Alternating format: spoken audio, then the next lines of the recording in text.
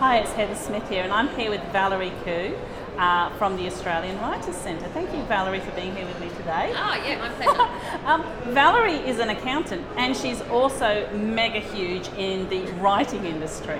So, what tips, Valerie, would you have for an accountant who wants to write for their own blog site? Okay, so if you want to write for your own blog or website as an accountant, then I think it's really important to be insanely useful to your particular audience or target market.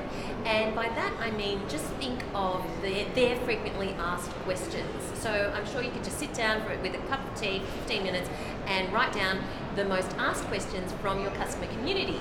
And when you answer those questions, because basically each question is a blog post or an article of some sort, basically when you are answering those questions, don't just go into the technical side of it. Yes, you need to refer to the technical side of it, but people don't need to be explained Section 160A or whatever of the Tax Act.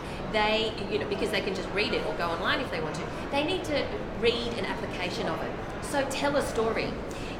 Make up a story about Jim and Mary and how they have invested in a house or whatever, and the implications of that section in the Tax Act. So I think it's very important to let that technical expertise come to life with a story. Thank you so much. That was so much useful information. And as well as hitting a blog post, you could also hit various forms of social media with that information that you're sharing. My second question for you is for accountants who want to access the media. What tips would you have for them? Noting for people who are listening in, Valerie has written for every newspaper and magazine you can possibly imagine. I think if you're an accountant who wants to gain a profile in the media, it's very important to be topical. So towards the end of financial year, obviously there are a lot of end of financial year strategies that you can comment on. Whenever there is an announcement that is going to affect people or affect people's hip pockets, then you need to tie a media strategy or tie a media message to how that affects the average Joe or your target customer.